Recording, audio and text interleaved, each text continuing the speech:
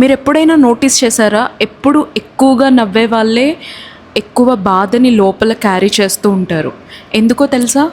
మనిషి చూపించే స్ట్రెంగ్త్ అనేది చాలాసార్లు నిజమైన స్ట్రెంగ్త్ కాదు, అది జస్ట్ ఎమోషనల్ సర్వైవల్ స్ట్రాటజీ మాత్రమే.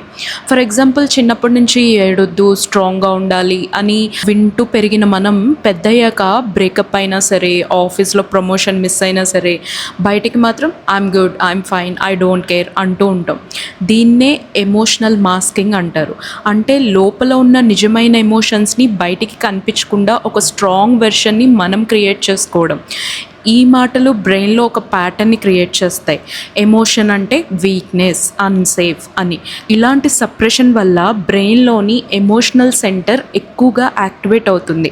ప్రీఫ్రంటల్ కార్టెక్స్ మాత్రం ఎమోషన్స్ని కంట్రోల్ చేయడానికి కంటిన్యూస్లీ పనిచేస్తూనే ఉంటుంది. అంటే బయటికి కామ్గా కనిపించినా లోపల మాత్రం ఒక తుఫాన్ని క్యారీ చేస్తూనే ఉంటారు. ఇది వీక్నెస్ కాదు, ఇది స్టోర్డ్ ఎమోషనల్ లోడ్. ఒక బెలూన్ని నీళ్ళలో బలంగా నొక్కి పట్టుకున్నట్టు ఎంతసేపు నొక్కినా ఉంటుంది, కానీ ప్రెషర్ అనేది ఒక లిమిట్ దాటితే ఒక్కసారిగా పైకి ఎక్స్ప్లోడ్ అవుతుంది. మనం ఎక్స్ప్రెస్ చెయ్యని ఎమోషన్స్ ఏవైతే ఉంటాయో అవి బాడీలోనే స్టోర్ అవుతాయి. ఇక్కడే యోగా ఒక డిఫరెంట్ రోల్ ప్లే చేస్తుంది. డైలీ స్ట్రెస్లో ఉన్నా సరే 10 to 15 minutes slow breathing and simple yoga చేస్తే బాడీలో ఒక షిఫ్ట్ అనేది స్టార్ట్ అవుతుంది.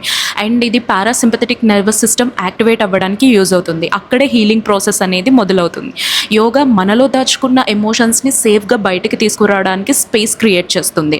బయటికి స్ట్రాంగ్గా కనిపిస్తూ లోపల మాత్రం సైలెంట్గా స్ట్రగుల్ అవుతూ ఉంటే స్ట్రాంగ్ అని డిఎం ఆర్ కమెంట్ చేయండి. ఎమోషనల్ స్ట్రెస్ని కామ్ చేయడానికి నాకు తెలిసిన సైకాలజీ బేస్డ్ టిప్స్ పంపిస్తాను.